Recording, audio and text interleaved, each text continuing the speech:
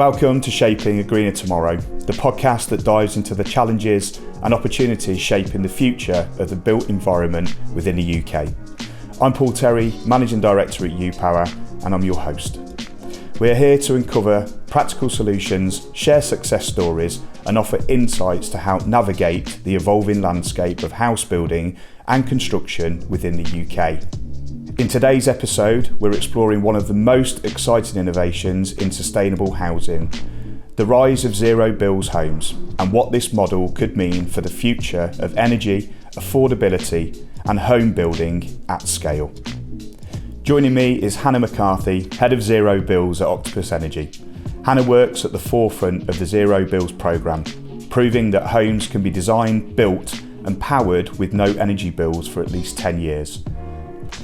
In this episode, we'll hear how the model is performing on the ground, what developers are learning, and how zero bills could help shape the future home standard and the wider solar mandate. Hannah, it's fantastic to have you here with us at UPOWA. Welcome to the podcast. Thank you. I'm really looking forward to our conversation today. I'm sure we'll get a lot from it, some meaningful topics of conversation, and a bit of healthy debate as well for where we need to. So I suppose to kick us off, and for anybody that hasn't heard of it before, what is a zero bills house? Yeah, so essentially a zero bills house typically is a new build, and it has a heat pump, a battery and solar. And we work with developers and partners in order to work out how much solar that property needs and the size of the battery. And then we specify the requirements. And once it's been built in that way, with that amount of solar and that battery and that heat pump, the person moving into that property is eligible for our world first zero bill tariff. And it is really a zero bill for the home all year round, guaranteed for at least a decade. And there's two caveats to the tariff, which are just really important to make people aware of. The first one being that EV charging is billed separately at the intelligent Octopus Go rate. The second one is there is a fair usage policy. So it's not free unlimited energy, but it does work out at about double the average consumption. So it's very generous. Okay. Well, I think you've just answered three of my questions in one there. So we like to get ahead. No, absolutely. You're well ahead here. So no, that's great. So obviously zero bills, it's relatively a new concept for the industry. But we're seeing it, we're feeling it and hearing it, that it's gaining some serious momentum across the board. But from your point of view, why do you think developers are taking up to it so quickly? What's their reasons? Yeah, so it's been around for a couple of years now. And I think one of the things is that it is the ultimate customer proposition. With new build homes, if you'd bought one yesterday or 30 years ago, actually walking into them, you'd probably have a very similar experience and they feel the same. We're entering a period where energy is actually going to change the way a new build home feels and a customer interacts with their home. So future home standard, you've got heat pumps coming and probably solar. And suddenly it's a different environment for developers and consumers buying that property. And what zero bills does is it almost wraps it all up in a concept that has a tangible benefit to that end customer in a really simple way. And I think that's why it's getting momentum, because it's kind of benefiting a lot of different parties and specifically that end customer. So they're coming to these sites going, wow, all of this potentially what they'd have thought scary technology, and actually it's really simple and it's going to give them a zero energy bill. Yeah. And I suppose as well, from our world getting more tech savvy and understanding what it is, I think, again, we're becoming more of a savvy industry, more of a savvy homeowner. Yeah. So I would imagine there'll be some pressure coming from the other side as well to, put that emphasis on the developers to create this offering that they can deliver. Yeah, definitely. What's interesting as well, though, is a lot of downsizers are attracted to zero bill homes. So one of the questions we sometimes get is, what about for people maybe in the retirement demographic who typically people assume are kind of scared of the technology? And actually what we're seeing is the opposite, that because zero bills is simple, we take care of all of the clever stuff in the background. A homeowner just lives their normal life. It means that downsizers are really engaged in this as well. And it's kind of bridging that gap between the fear and actually the use of it and making it really accessible, really convenient and easy to use. And so for them, get rid of your mortgage, get rid of your energy bills, your two biggest expenditures. It's a fantastic kind of package. It's perfect, isn't it? And I think, like you say, the simpler the controls, the easier the way that you can communicate and use your house efficiently now is probably one of the biggest things, because we know that, and I said it on the last podcast that we did, is that everybody likes to have a little play with things now and again, and that can change everything for you as a homeowner. So from your perspective, what's the biggest developments for the developers? You know, we look at marketability, the ESG targets that we're all set out to meet, all of our large PLC corporates are driving that heavily as well. But there's got to be something about being the competitive one in the housing market. And how does that stand out? Definitely. I think it goes to that thing of new builds haven't changed much, and this is a changer in the market. So it has a massive USP associated with it. The Octopus brand as well, and bringing that in. I mean, people love our plushies, as you can see. And it does have that trust behind it as well that brings more people in. So we've actually got a site in Burgess Hill with Thacum, actually, UPOWA did the solar. Correct. And the CSO, Julian Rooney, has said it is the single biggest driver of inquiries to the site. And that kind of says it all. It really does draw customer attention, get them to come to these sites, see, you know, what is this different thing that means I can have zero energy bills. And so it's definitely a differentiator, as well as helping meeting their targets and exceeding them. Because I think that's the thing, isn't it? We can go and just tick a box, or we can really push it forward and see the real true benefits of us doing that. I mean, we're looking at it now, and you mentioned Thacum there with Kima Road, and fantastic development, but also the publicity around it as well has been really good. With engagement with Thacum, how have you found that relationship spurring? Yeah, fantastic. And actually what we hear from the site is a lot of people coming to the site already know about zero bills. So they have heard of it, they've seen it, they've actually gone and researched it, which is fantastic. And then they come to the site in order to engage. And Thacum, we have a great relationship with, exploring future opportunities with them, which is fantastic. It's great, I think. And we do a lot with Thacum Homes as well, from their normal private home sales as well. But also we had the other site with Urban Civic as well, which again is another testament to the partnership that we're holding between ourselves and yourselves. And again, I think from a UPOWA point of view, collectively as we've joined up, I think it delivers that confidence into the market as well. Not only are you offering this fantastic zero bills, this 10-year opportunity, but also the contracting side behind it is really important. The one thing that we're really focusing on and honing in on as UPOWA is that we want repeatability. We want it scalable, but scalable safely. And I think, I always talk about the safety side of what we do, and it is important that we continue to measure, and we're always upskilling and cross-training to allow that we've got a workforce in the market. But ultimately, when we've got the likes of yourselves with us as well, the journey becomes a lot easier, and especially for the client as well, because it's joined up. Yeah, definitely. And you've got that comfort, like you said, of quite a seamless experience. So we have our partner program where we've got certified install product assessor partners, delivery partners, and having you engaged along the journey. You do the designs potentially for clients and then deliver it. It's a nice seamless experience, and it does mean they have that confidence and that consistency throughout. And the Wintringham site is another interesting one because it's build to rent. So it kind of goes into another market, and you start to see how it's not just open market that it works for, but build to rent as well. And actually, we potentially didn't anticipate this, but the build to rent is almost booming at the moment even more. I think all-inclusive bills, which is kind of how build to rent providers market zero bill homes to a consumer, it's either the second or third search thing on Rightmove, with pets being above. So it's a really important thing, and it just shows kind of how the market's moving. Yeah, absolutely. And again, I think, when we're looking to maximise the efficiencies that we can drive through the properties, we're working alongside with you and some of the large national developers as well, along with one of the main warranty providers, to looking at how we can get that max fit roof solution, whether we go verge to verge or ridge to eave, there's a full thing there. But again, being close and on a journey with the developer as well as yourselves, and also the warranty provider behind it, it allows us to be able to deliver, how can I say, it allows us to deliver that consistency, but also a product and an install that is going to be warranted for its future life. And I think that's where, as again, collective is all coming together, it works extremely well for us all to be on that call or in that meeting. Yeah, and I think it allows more innovation within the industry by us being joined up because, zero bills does require a lot of solar panels. There's no kind of getting away from that. We need the homes to generate more than they consume, and it does require usually a 13.5 kilowatt battery.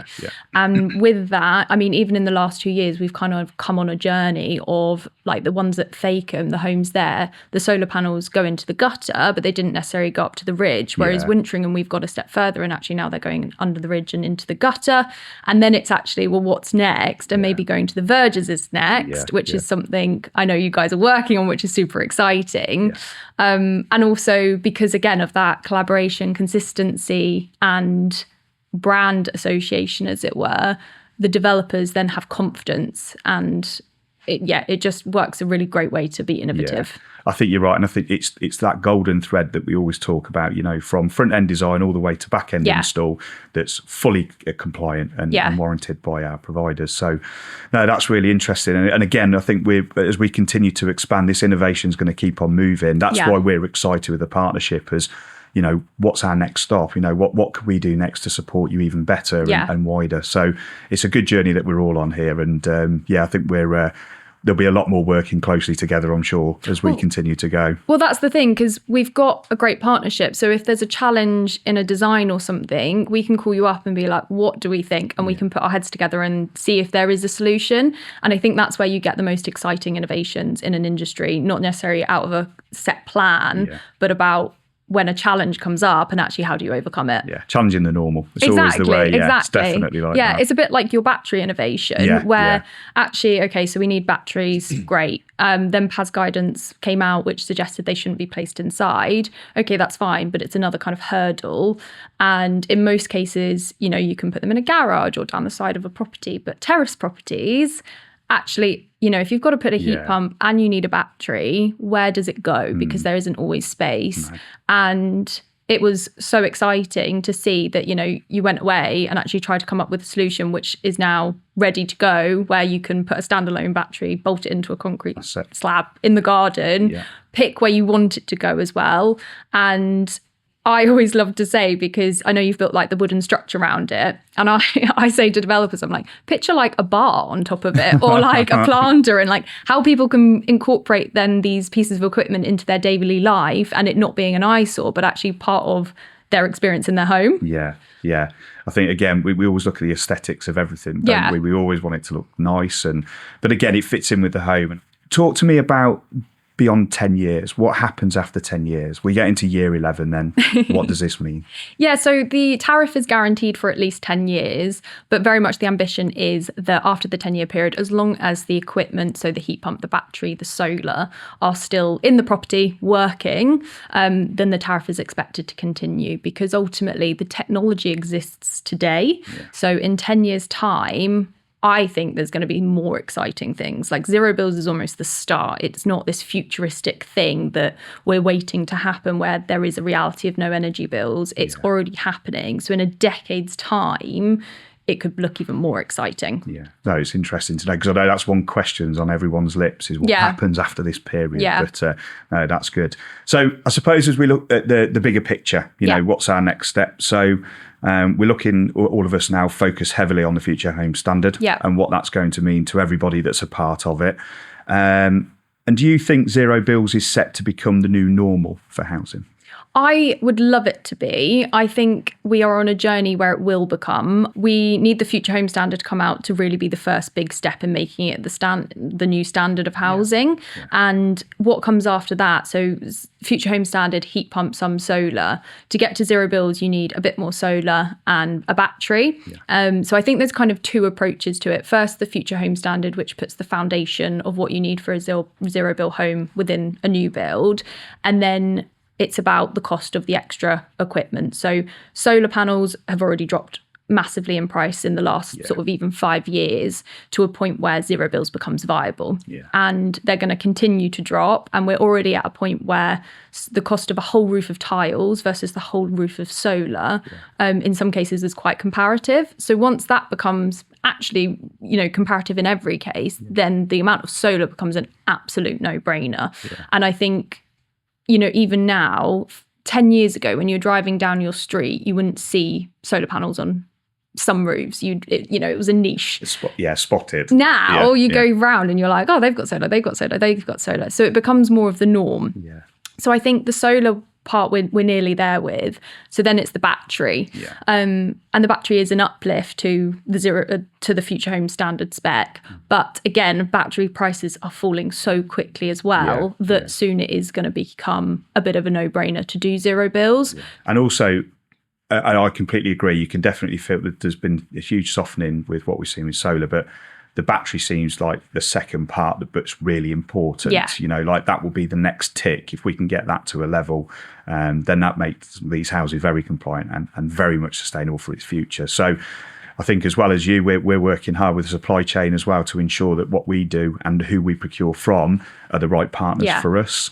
But also, a lot of this will come around the volume levels of what we'll see. We know from Future Home Standards that, pretty much 95 to 100% of properties now will receive solar. Yeah. And I think you're absolutely right. The additional add-on of a battery will become the complete norm for its future. So, it's good. And also, do you think it's got a role to play in retrofit and that market? Yeah, so it's a really good question. And we are already trialling zero bills in retrofit. So it's just trial phase at the moment. And it is a 5-year guarantee, not a 10-year. Yeah. But we've done a mid-terraced Victorian property, which got to zero bills. And then we've done 10 post-war properties as well. So yes, there is potential there. We're currently exploring it. We're in kind of a second trial phase at the moment. So it's exciting. It's not as far developed as new build zero bills, though. No, I think, but again, if you've got a few test cases that are going to work, we prove it, then obviously it's scalable then, isn't it, at that point?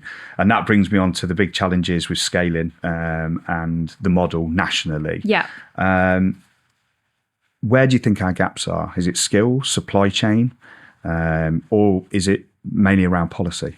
Where do you think our big points are? What's really going to affect us moving forward? Yeah, I think it's important to note as well. So Zero Bills is actually international. Yeah. So we've already got Zero Bill homes live in New Zealand and Germany, and we're working with many countries in Europe as well as parts of America and Japan in order to unlock Zero Bills there. So it is growing, not just nationally, but internationally, which is super exciting.